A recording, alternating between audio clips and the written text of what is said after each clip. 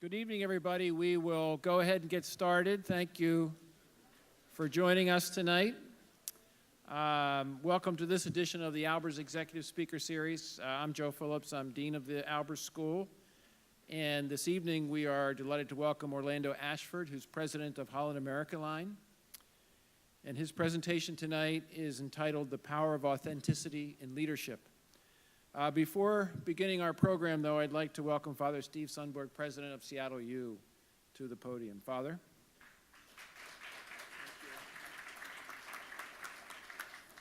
Thank you very much, Joe, and it's always great to be at the Albers Executive Speaker Series, which is such a signature program with Seattle U, and it's great to welcome Orlando here. Evening is going to be about leadership, and that's such a central thing. I think if you were to try to find one word that is all of Seattle University, and particularly Albers School of Business and Economics is about, probably the word that you would find would be leadership is central to what our very mission is. We have a commitment that every Seattle University student will experience an integrated Jesuit education for leadership, that every Seattle University student will experience an integrated Jesuit education for leadership.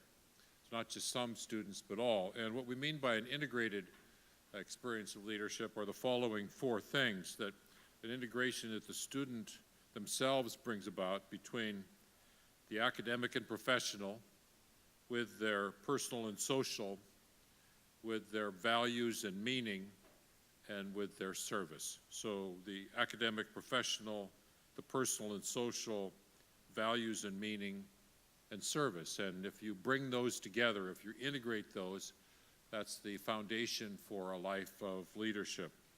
So it's great to be able to have with us this evening someone who brings such a background about this subject of leadership to be able to speak to us in the Albers Executive Speaker Series. So I hand it back to Dean Phillips again. Thanks, Joe. Thank you, Father. Before doing our introduction of our speaker, just a word on the format. So he will give us a presentation of about 15 or 20 minutes, and then we'll go to some questions from some panelists who I will introduce to you later. And then we'll go to questions in the audience, and there'll be a mic on each aisle, so you'll want to signal whether you have a question. The mic will come to you. So our speaker, Orlando Ashford, was appointed president of Holland America in 2014. And he had a wealth of experience in human resources, but had never been on a cruise ship. But of course, that's all changed. As president, he now leads the award-winning cruise line's fleet of 15 ships, carrying approximately 850,000 guests annually to all 7 continents. And prior to joining Holland America, he was president of the talent business segment for Mercer, the global consulting leader in talent, health, retirement, and investments.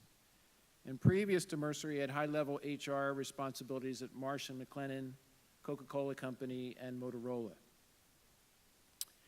He was named to Black Enterprise's 2017 Most Powerful Executives in Corporate America, and was also named to Savoy Magazine's list of the top 100 most influential blacks in corporate America. Last month, he was recognized with the 2019 Executive Excellence Award by Seattle Business Magazine. And he recently published book, Talentism. He addresses the global disconnect between available jobs, with more than 1/3 of employers worldwide not being able to fill available jobs, and the estimated 200 million people who are unemployed. He is on the board of directors for global manufacturing company ITT Corporation. He is also on the board of directors of the Executive Leadership Council, an organization focused on the development of global black leaders, and also on the board for Streetwise Partners, which brings together low-income individuals and volunteer business professionals to develop workplace skills and employment networks. He holds a Bachelor of Science degree and a Master of Science degree in Organizational Leadership and Industrial Technology from Purdue University. So please join me in welcoming Orlando Ashford to Seattle U.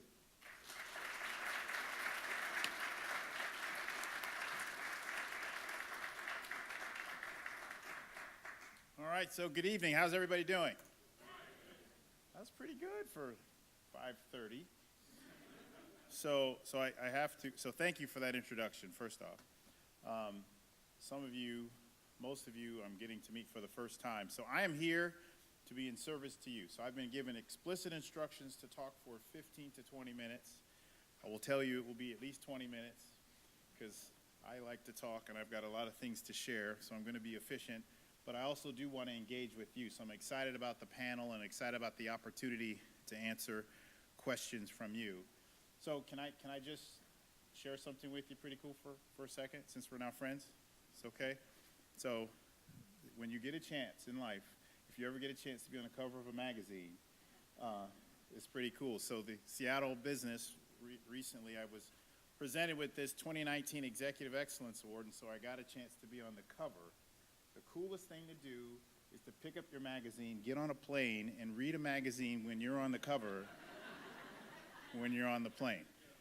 It's a goal in life for all of you. I'm just challenging you. It's pretty cool. I was sitting in the plane, and I'm like this, and you kind of see people react. Something for you to aspire to.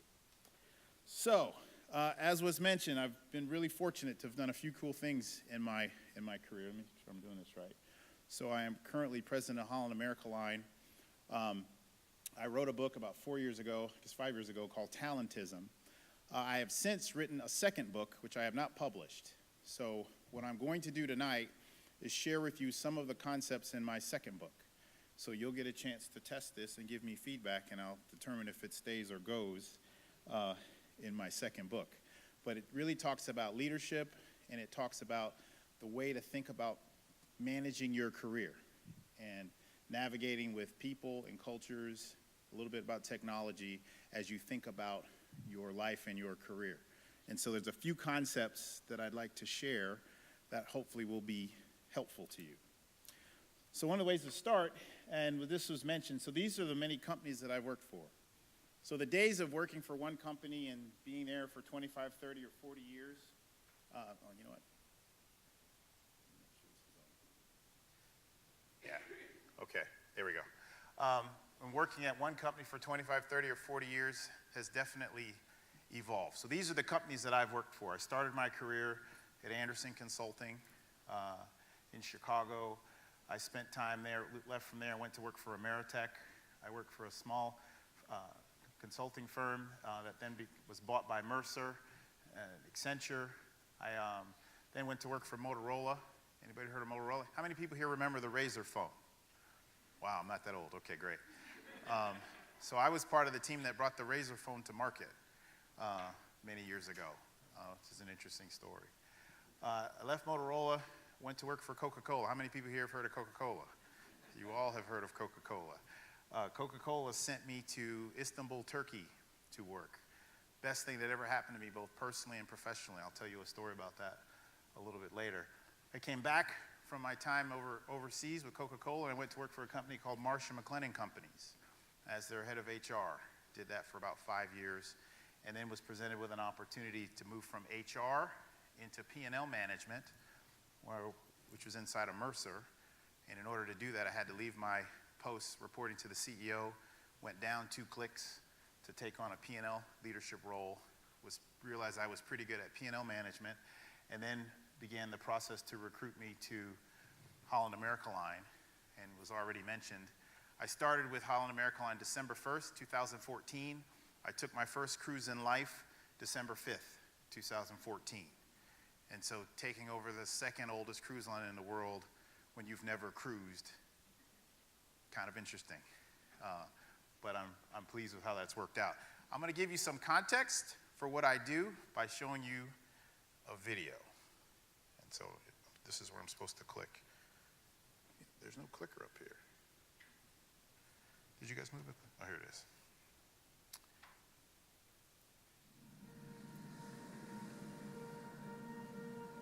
An inevitable outcome of travel, the power that it has is that it changes us in positive and important ways. When we can see the world anew, and our opinions, even sometimes our values, will they shift too. And as we are fundamentally changed, the ripple effect extends to everyone we touch, and in turn, everyone they touch. Travel has the potential to change the world.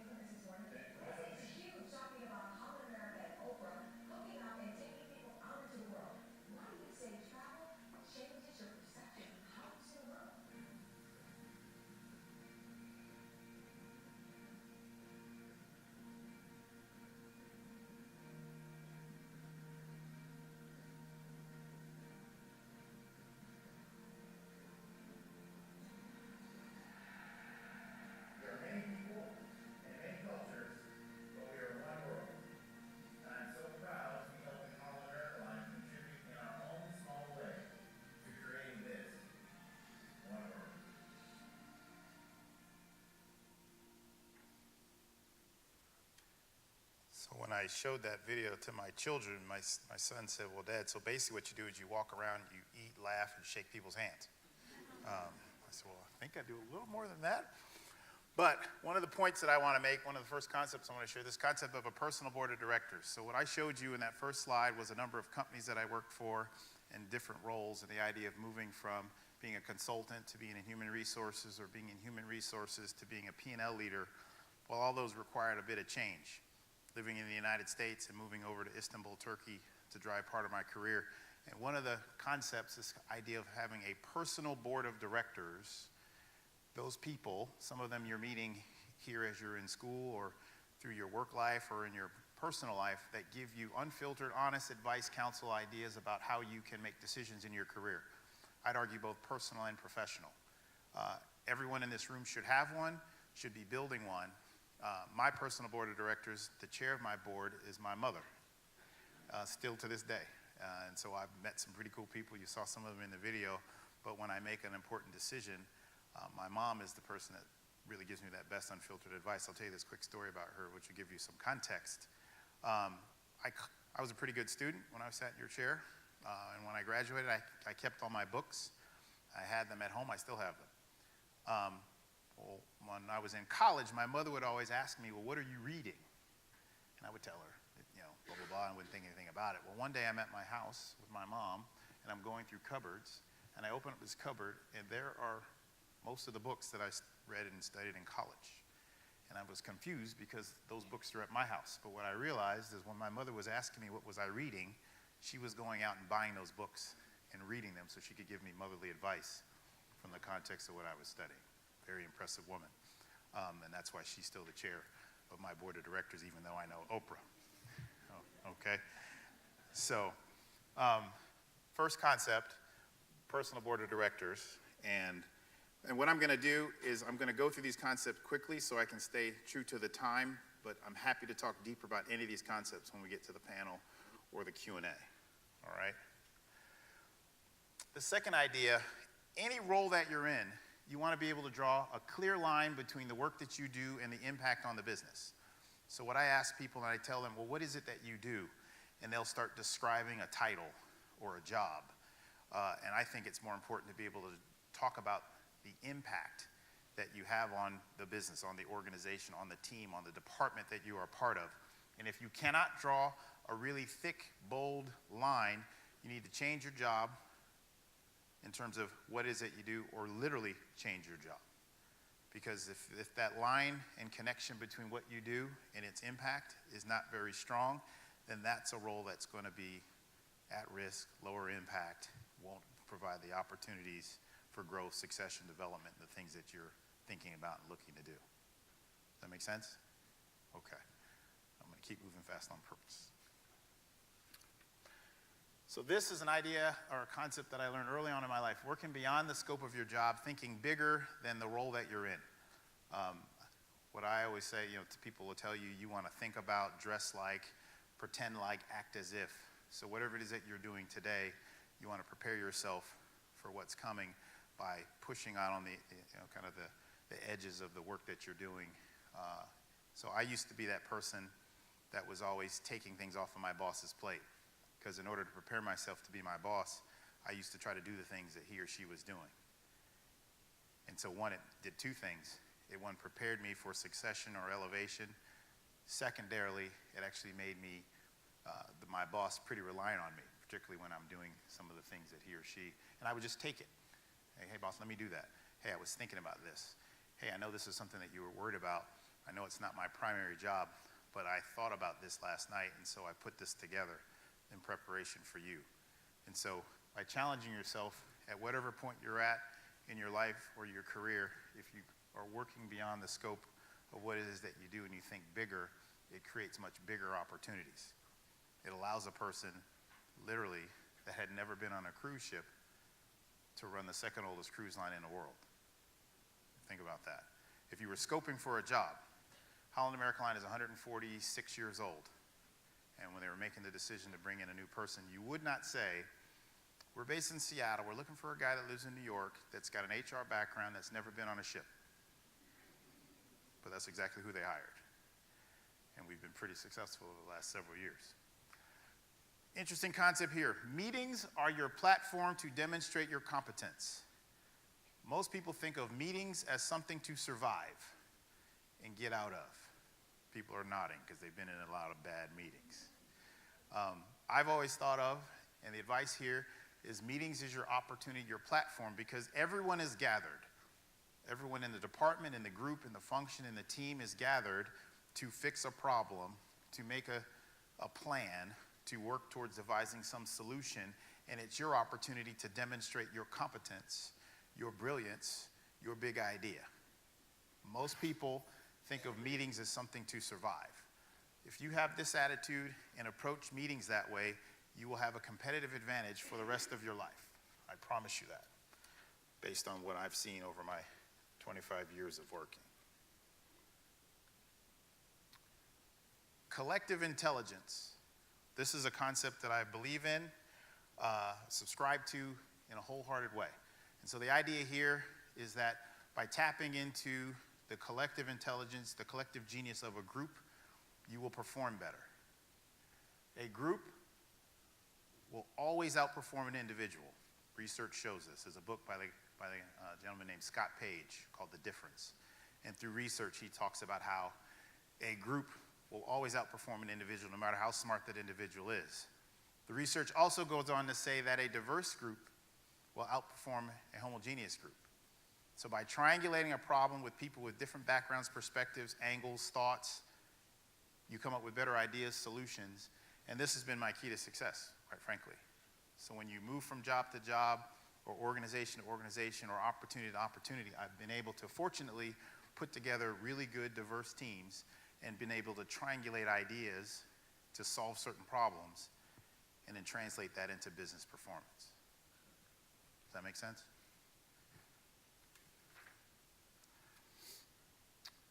So the title of this talk is authentic leadership, and what do we mean by that? So the ability to show up in a true, open, honest, direct, authentic way. Not just for yourself, but for those members of that diverse team that you're putting together. It's amazing how much of your true self many of us put behind when we go to work, when we go to meet with an organization. So this idea, or this ability to show up as your true self is critically important. I'll tell a story. 6 or 7 years ago, so I'm the head of HR for Marsh & McLennan Companies, Fortune 220 company, 52,000 employees. I'm in the top 10 executives in the company. We have an executive retreat. We go away to, the CEO has a ranch, and so we go away to bond by sitting out in the middle of the wilderness with guns and stuff. Another story. Okay, but we're at this ranch and we're having dinner, and somebody decides, well, let's go around the table and let's tell people what your favorite movie is. Now, give you a little context. So, top 10 executives in this company. I'm the only African American. That's fine. I have a pretty good relationship with my team. That's fine. But as my colleagues were going around the table talking about their favorite movie, I began to realize that my favorite movie was very different than my colleague's favorite movie. So what do? So what I did was I picked one of my colleagues' favorite movies and pretended it was mine, just to make it easier. We ran around the table, we finished dinner, everything was relaxed and fine. The next day, we're having a session talking about authentic leadership. And I realized what I had done the night before. So I stopped the meeting, apologized to my colleagues, and I said, you know, I have to tell you what happened last night. You guys were going around. I felt uncomfortable sharing my favorite movie because it was very different than the movies that you all liked, and I didn't feel comfortable sharing that. Now, if me, as one of the top 10 executives in this Fortune 220 company, is afraid to share his favorite movie, then imagine what people 2, 5, 7, 10 levels below us are dealing with each and every day on issues and topics that are way more controversial than what's your favorite movie. So how can we create an environment where people can show up as their true self? Those are the teams and those are the organizations that will win. I'll tell another story. So I lived in Turkey.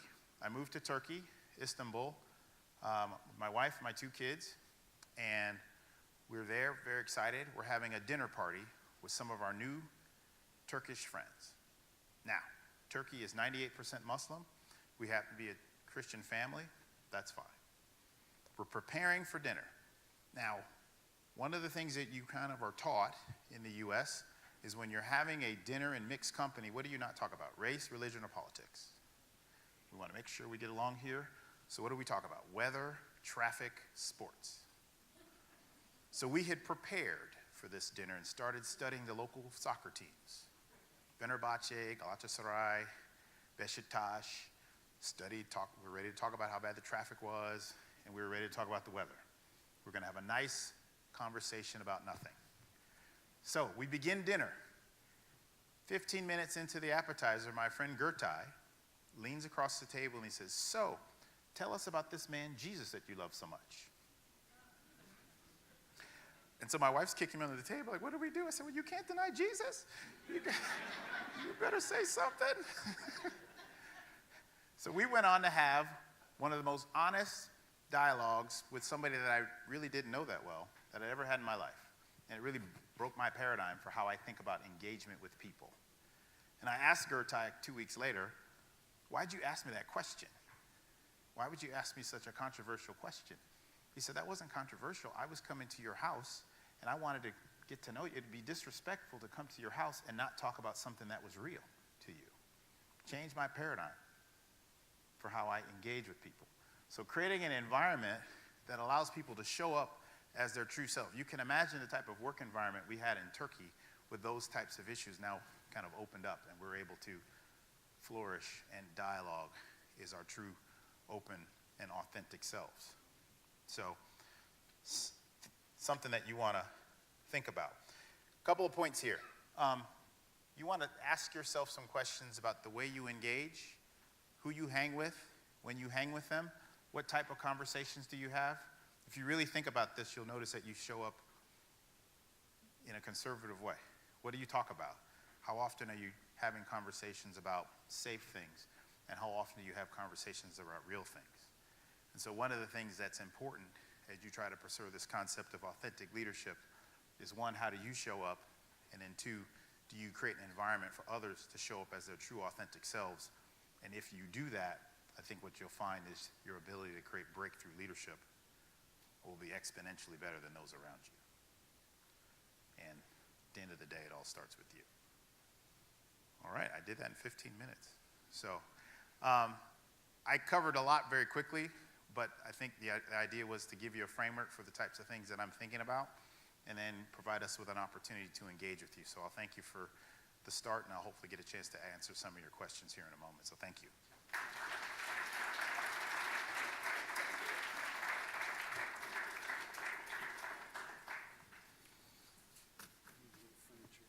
Okay.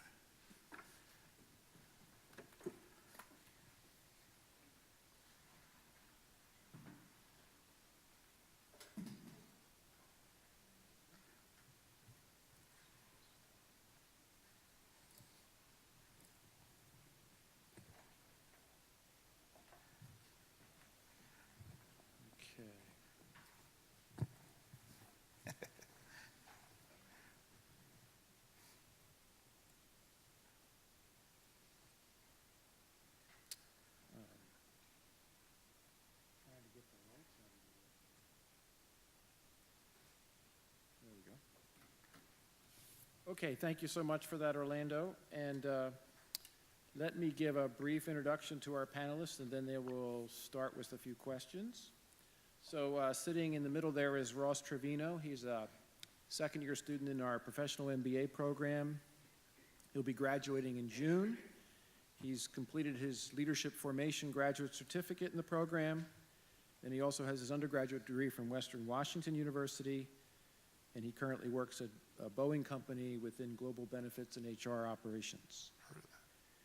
And then closest to me is Duran Jones. Duran graduated from Seattle U in 2014 with his undergraduate degree in management. He currently serves as the director of the Albers Summer Business Institute and also volunteers his time as the president of Seattle U's African American Alumni Group and as membership chair for the university's Business Owners Alliance. He also owns and operates Innovation Tribe of America, which is an event management, digital marketing, and nonprofit management firm. And then furthest from me is Amanda Cotter. And Amanda is a senior accounting major with a Chinese minor from Chandler, Arizona. She serves as a new student mentor here in Albers and is a member of Beta Alpha Psi, the Accounting Honor Society. And this summer she'll be doing an internship with Moss Adams while she pursues her master's degree in accounting. So those are our three panelists. So Duran, you're closest, you get to go first. All right, so I want to start us off with looking to the future.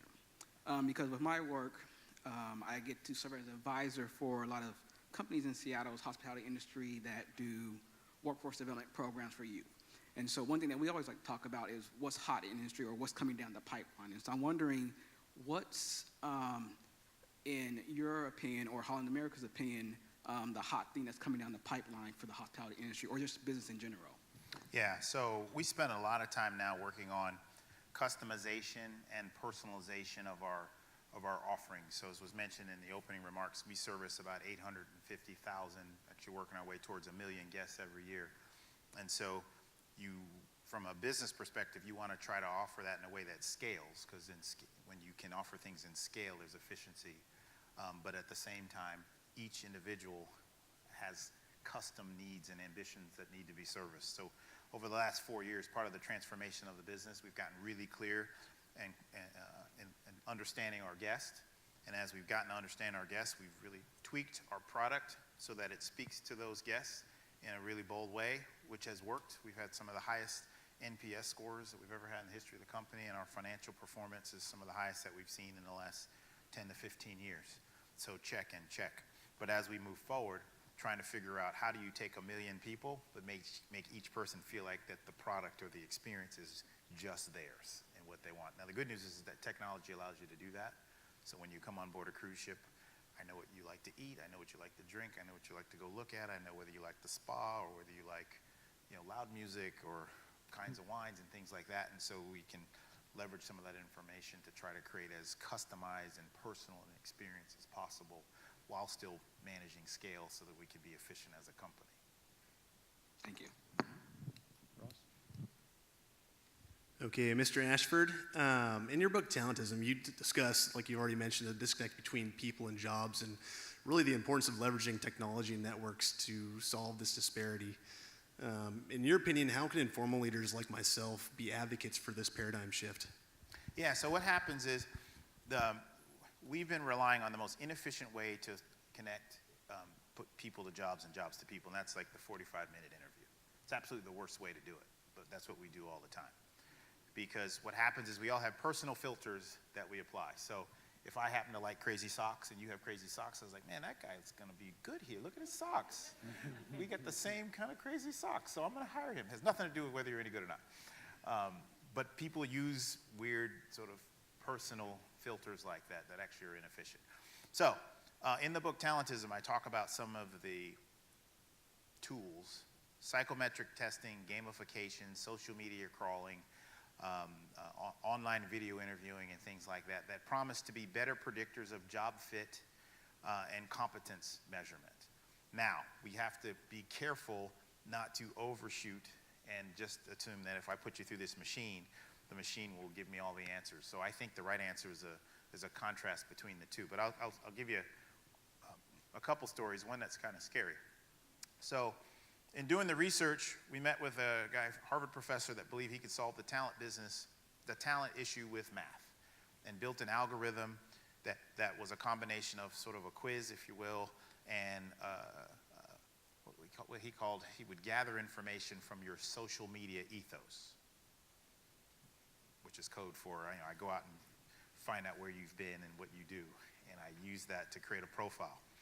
And he applied this technology for entry-level roles in hospitals, which had really high turnover, like 67% turnover, because people would join and decide they didn't like cleaning up after people or bedpans and that sort of thing. So really high turnover, and they wanted to reduce that turnover. So by using this proprietary algorithm, where they would use this questionnaire and collect information from your social media ethos, they were able to reduce turnover between 30 and 60% in these various hospitals, which is a huge amount. And so, as you can imagine, there was a lot of energy and excitement about getting people to perform or come through this algorithm before they would hire. There was another company that came to talk to us. The same individuals that had used technology to put together the facial recognition that they use in airports now. So when people are getting randomly pulled out of line, it's not very random because your face throws off cues based on the way you frown and different things. And so they've got algorithms that read your face and are predictive of whether somebody has malintent or not. As these guys were taking that technology and they wanted to apply it in the health space. And so they built an algorithm that they believe is predictive of health ailments, in particular Alzheimer's and Parkinson's. Now, as they were building this algorithm, they also found out that your face was throwing off cues that were predictive of how good a leader you were. Same technology. Now, they weren't in the leadership business. I was at the time. They were in the health business. So here's this algorithm that they're applying to try to be predictive of health ailments, that they're also able to predict how good a leader you would be. So imagine, here's a person who's going to be a great leader, but we can also tell they're going to get sick in a year or two. And so you can imagine all the compliance issues and things like that. But this is real. This was 7 years ago. So it's even better now because I'm not in that business anymore. So in the book, I talk about the fact that there's 200 million people actively looking for work, yet 34% of companies say that they can't find people for jobs. It's because I think we have an inefficient filtering system. So these different technologies promise to be a more efficient way to cast a wider net to find people to apply to jobs. That's my hope. In your talk, you mentioned creating a culture where you can show up. I was wondering if you could maybe elaborate on that and how you support and encourage a healthy work culture, being that you have thousands of employees on sea and on land. Yeah, so one of the things, when you come into a job like this, like I said, I have 18,000 people that work in my organization, and so they look at you, and so you try to set the tone at the top. So I joined the company. I'll give you two quick stories. So I joined the company. I'm there 2 weeks. This gentleman comes to meet me. Well, important thing for context. So the cruise industry gets a lot of their sort of leadership cues from the Navy.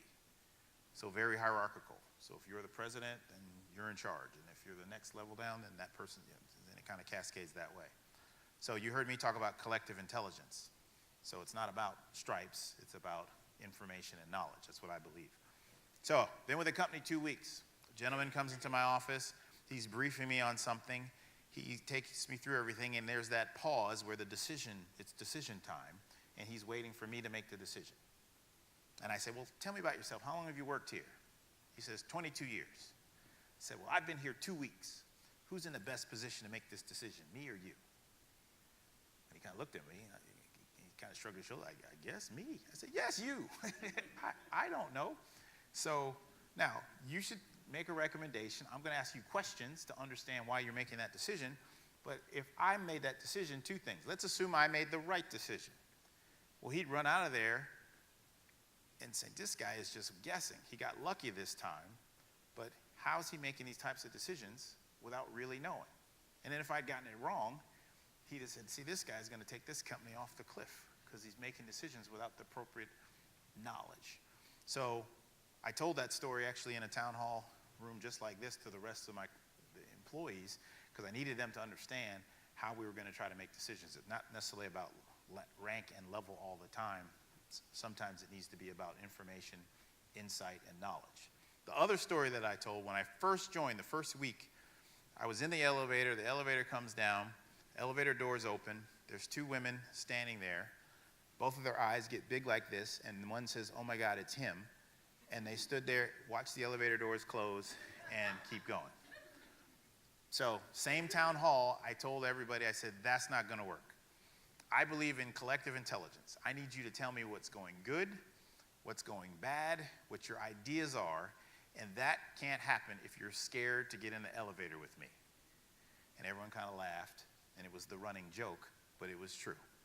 And so literally, like a couple days later, elevator doors open, there's a woman standing there, and she says, okay, I'm gonna come in. I said, come on in. Doors closed, let's go up to the 3rd floor. How you doing? I'm pretty good. Okay, doors open. Did I hurt you? She says, no, tell everybody. All right? So it was a joke, but it was serious. And so we went from an environment where people were a little bit hierarchical, afraid to share information, and 4 years later, I was named one of the most innovative executives in the cruise industry, and that wasn't because I had all these insights. I had some insights, but I got a lot of insights from the organization. So we've completely shifted the way the organization engages with one another. That's one of the things I'm probably most proud of in my time here.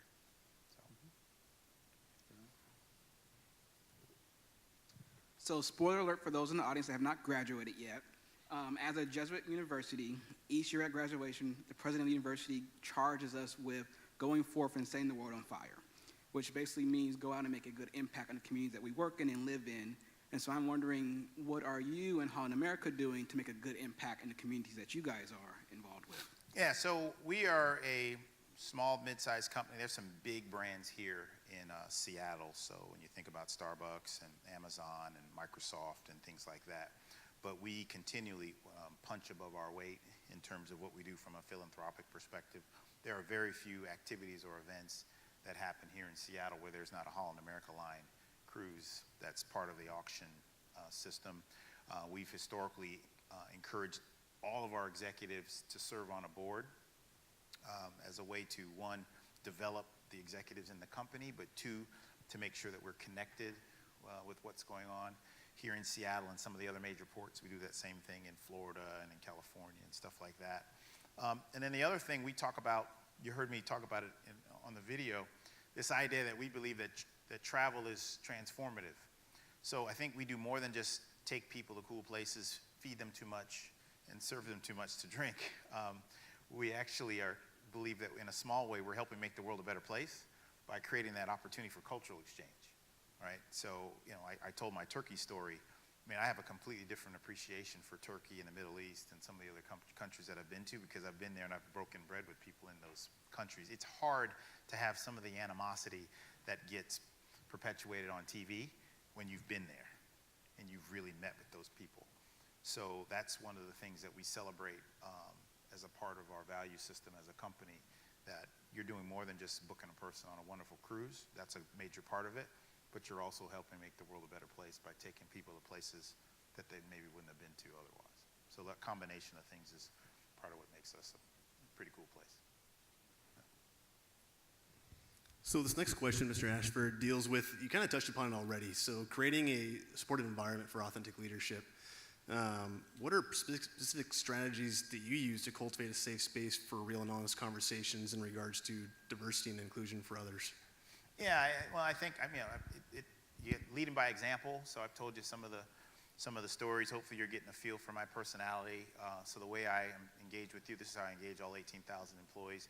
You saw the video. I mean, I literally every ship that I go to, I walk, I talk to crew, I talk to guests, I talk to the captain. I go into the crew areas in the bottom of the ship. I look in the rooms to make sure that everything's appropriate. I eat in the crew mess. So I eat in the cool restaurants too, where the guests eat, but I also go down and eat where all our staff and crew, and I go into the officers' bar, I go into the smoking room just to understand what's going on with folks. I'll do town halls with the entire ship. So literally I'll have a theater of 600-700, and in between shifts, we'll bring the entire crew in for 15-20 minutes just to hear a word from me or to get some feedback from them. In the time that I've been with Holland America Line, employee engagement scores have gone up 8 points. And for people that are in HR and that know that work, statistically significant number would be 2 points. And to have it improve 8 points is pretty phenomenal, to be quite frank. So that's probably the second thing I'm the most proud of since I've been there. And so all those things, and then lots of communication. So I do videos every couple weeks, literally just on my cell phone. And so I'll see something, good or bad, I'll film a little video and I'll send it out. So it's kind of funny, because I said I've got employees all over. And so they've been seeing videos of me for 2 and 3 and 4 years now, and then I come on board and they're like, oh, Mr. Orlando, the man from TV. Well, yes, just our TV, but yes. But it creates a connection, and then that connection, I think, breaks down barriers, which then creates the environment that we're trying to create. So, yep. I was wondering what kind of values you consider keep in mind when making environmentally sustainable decisions for Holland, America. Yeah, I mean, we want to leave the world better than the way we left it. I mean, that's our ambition. So where it relates to discharge or emissions, we take it extremely seriously. One, because we have to, and second, because it's the right thing to do.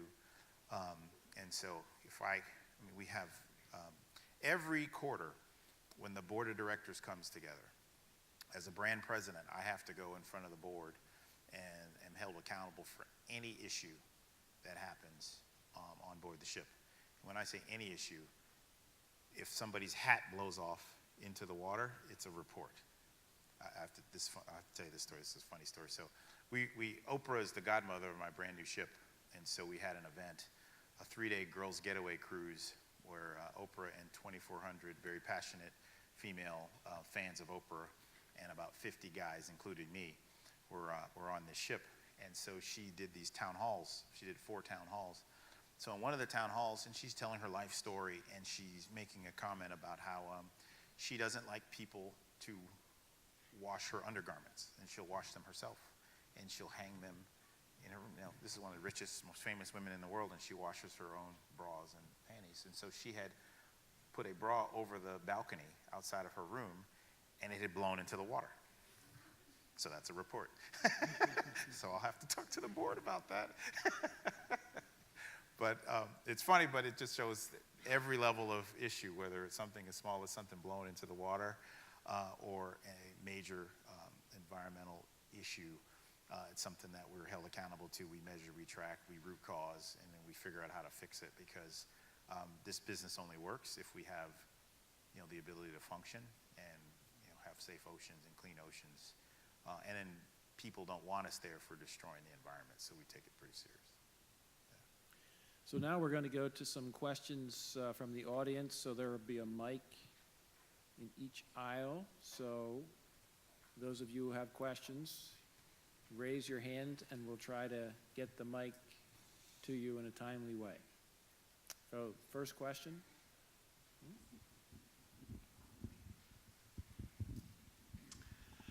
Thank you for a very fresh and thought-provoking perspective on leadership. You have 18,000 employees, and I would imagine between the shipboard and the shore-based employees, a lot of them touch the customer, maybe on a frequent basis. So I'm curious how you talked about using technology in hiring. How do you use technology to onboard and train at scale? And then all of these employees that are touching the customer, they're unique, they have personalities, you want them to show up, and at the same time, they need some training or coaching on the interpersonal skills. We all see videos that go viral and that sort of thing. Mm-hmm. So I'm just curious on the training side for these customer-facing employees. Yeah, so we have pretty elaborate schools around the world. So 74% of my employees come from Indonesia and the Philippines. There's a number of countries that we recruit from, I think 54 countries in total around the world. But when we hire somebody, we don't just hire them and pop them on the ship. They go through 6 to 8 weeks of training, and every element of what needs to happen from a service perspective is trained. And then when they get on board, it's retrained and reinforced. So I read letters every night before I go home. I used to spend about half an hour reading letters from guests. And depending on the letters, when I get home, I have either 1 or 2 drinks, depending on how that went. But most of the time when we are celebrated for what we do, it's for our service. And people literally will name their crew members by name. People will have been on a cruise ship and then we'll take another cruise 3 years later, and that crew member remembers their name, remembers what they drank, remembers what they ate. It's pretty phenomenal. The secret sauce to Holland America Line is the crew, which is why I pay so much attention to them when I'm on board and around the world. So there's no magic that we do through technology. Honestly, it's old school, just assessing people, connecting with people, training people, and reinforcing that when they get on board. This is how we treat our guests. And then through that, then the guest takes care of us. Next question. I have actually two questions. Easy one for you. What is your favorite movie? The true one. Yeah, first answer, so Glory. Okay. Yeah, that scene where the night before they're all about to go to kind of to war, but they know most of them are going to die, and they're sort of singing and praying up and that sort of thing. That's my favorite scene. Anytime I have a big meeting or a big presentation or a big event that I'm worried about, I watch that. Okay, thank you. And your background is very unusual to come from HR and being a CEO. I'm curious to know what do you demand from your HR people in your organization? That's a good question. So what I did, so you guys don't know this, so I took over HR about 18 months ago because as a former HR person, I had lots of points of view about what HR should be doing. And after a while, they're like, look, why don't you just run it? So I run HR in addition to being president of the company. And so I've made some adjustments to the function. One of the things that I did, I actually had, HR was all reporting to one person. I've actually split fleet, seagoing, and shoreside because I found that the issues were different. Trying to find 17,000 people that want to be away from their families 7 to 9 months at a time and be in complete service to random strangers as you travel around the world is a unique profile. It is, because people tell me, hey, I want to get into cruising. Do you want to leave your family for 7 to 9 months and be in complete service to random strangers and live in the bottom of a ship and do that? And I don't know. Well, I need 17,000 of those people, and they need to do it with a smile.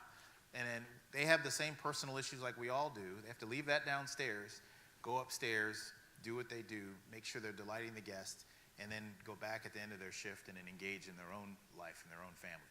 So it takes some particular special magic to do that. So I've dedicated part of the HR organization to that, and then I've dedicated the other part of the HR organization to the shore-based team because we have needs too, but they were getting confused. And because the CEO and the other vice presidents were on land, the HR organization was pointing this way because of what title?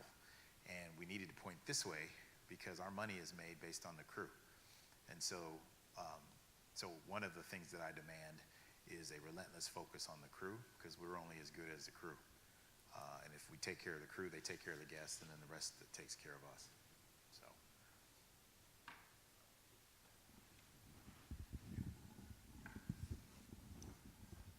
Orlando, Jordan Babineau. Hey, Good man. to see you. Hold on. I really appreciate the insight that you provided through authentic leadership, and thought it was pretty funny that you talked about your experience with not being authentic at that moment where you had your managers around, you were talking about that movie. Right. Because it's funny that we live in a world where we kind of guard it by showing up as our true authentic self. Sorry. I don't think it's. Is it me? I did brush my teeth, so. But in your title now, considering your background in HR, I myself have a transportation company, and we've talked about this before. My question in HR is, as a company as grand as you are, how do you minimize those onboarding expenses, right? Because you see someone who's qualified, they come on board, we go through training, then they realize it's not the role that they want. So I'll ask that, and then I'll ask a question about leadership. Yeah, so I think, so I talked about the traditional way we've hired, the 45-minute interview, and then I talk about some of these technologies. So I actually think layering these technologies on top of maybe the traditional way of interviewing does increase your ability of getting the right job fit. As I just mentioned, we invest 6 to 8 weeks of training. So if we go to the Philippines or we go to Indonesia, identify a pool of people, well, before we fly halfway around the world and pop them on a ship, we take them through a pretty intensive training program there in country. Well, that process allows us to sort of let them self-select or for us to select so that we minimize the risk and some of the expense. So those that make it through, for the most part, are pretty qualified. Not always. We don't always get it right. You never do when you hire that many people. But our hit rate's pretty good. And then by overlaying technology on top of it, then I found that it can be improved. So there's a lot of technologies out there for large companies and small companies that they can employ to really do a better job of job fit. It starts, though, with you as the employer being clear on what you are looking for. And so that's the other thing I have found. People in their mind have an idea of what a good employee looks like, and most of the time it looks like themselves or reminds them of themselves.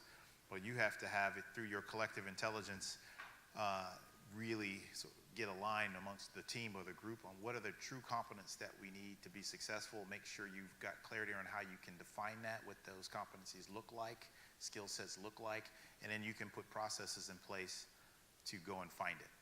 And free yourself up.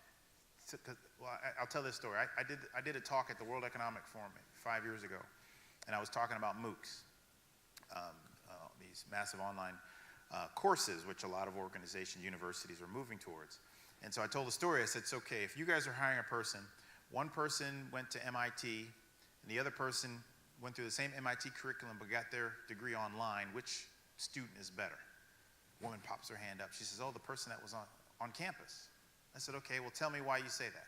Well, the person on campus had to move away from home, had to negotiate with their professor, had to get used to washing their own clothes and dealing with their roommate and stuff like that and still get their degree.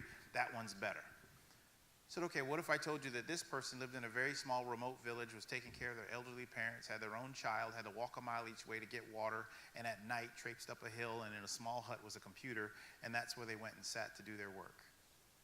Which one's better? So she shrugged her shoulders. Context is important. And so by using these technologies, I think it allows you to cast a wider net, and you can apply different contexts to people. And either one of them, I'm sure, is a wonderful person, but based on their context might be a better fit in your company, depending on what it is that you're trying to do. Yep, got it. And then the second question talks about leadership in your role too, dealing with so many A-type personalities, right, and people who are all about getting specific outcomes, reaching specific goals.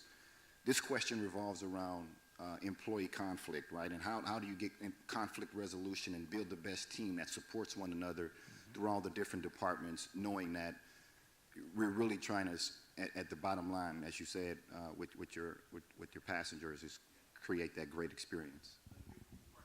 And so one, I think it's important to have a really clear strategy. So I have this document that I call the Strategy One-Pager, which answers 5 questions, which I use to frame the strategy for the corporation. So I talk about what's our winning aspiration, where it is that we want to play, how are we going to win, what are the key capabilities that we need in order to execute that strategy, and what are the outcomes that that strategy should produce. I update it once a year, and once a year, I mean I update it, so your strategy shouldn't change every year. So I set it 3.5, 4 years ago, and we're still on that path. And so each year I make adjustments based on what we need to focus on in that given year. And so I use that as a galvanizing function. So these are the things we should be doing in order to win. Anyone that's doing something off the page, well, you're free to question that. Not that we shouldn't look at it, but you're free to question that because we've already agreed that this is our strategy. That's one. And two, this idea of collective intelligence, it's not just a fancy chart that I talk about in talks like this. I talk about it every day. So when somebody has an idea, great idea. Now, how do we run that through the team? Who else have you talked to about it? How have you elaborated on that idea? We launched this program a couple years ago called SEAM teams, because most problems get created in between the seams between departments. Marketing doesn't talk to sales, or revenue management doesn't talk to marketing, or finance doesn't talk to revenue management, or HR doesn't talk to finance. And in the seams between those functions is where I found we have the most problems. If you gave something, it was strictly a finance project, or strictly a revenue management project, or strictly a marketing project, not a problem, because they were very operationally efficient inside their departments. But when it needed to work across is when we started having problems. So we created seam teams, which were basically cross-dimensional, cross-functional teams that worked across those seams between departments to triangulate problems, and I found that my answers were better. And then in the last scenario, if you can't solve it, bring it to me and I'll decide. Right, because there is a role. I mean, I do have a role. I am president, so I do get to make decisions, and sometimes that's what's required.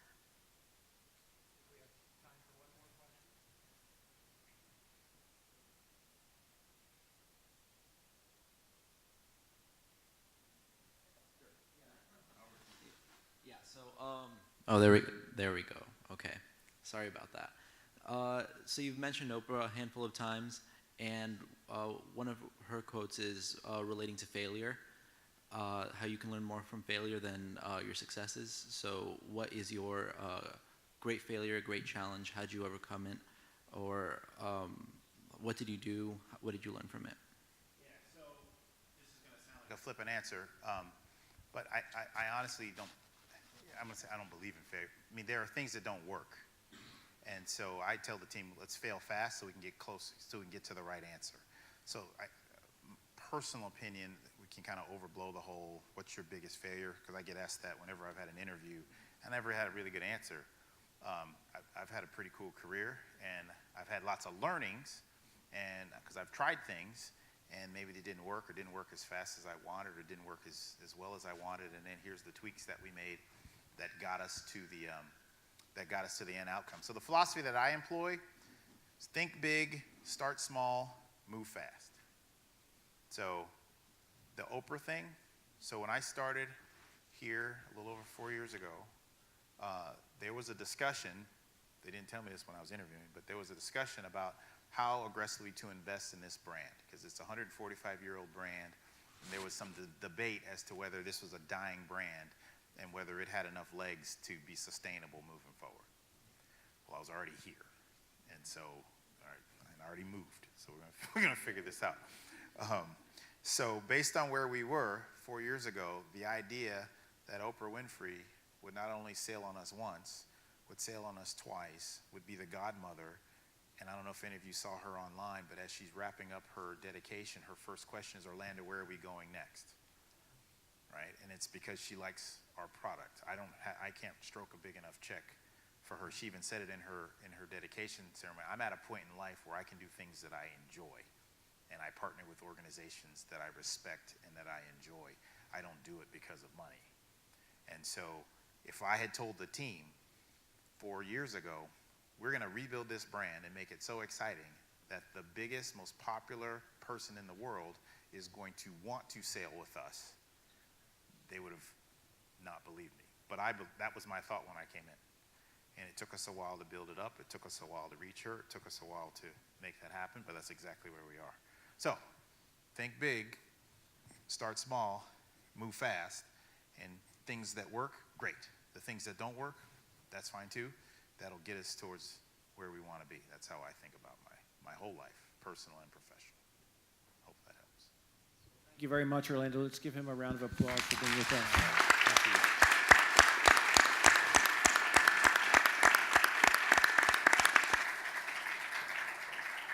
Thank you so much. That was some great insights for our students tonight, so appreciate you coming out and being with us. Thank you. Appreciate it. Thank you all. Good night.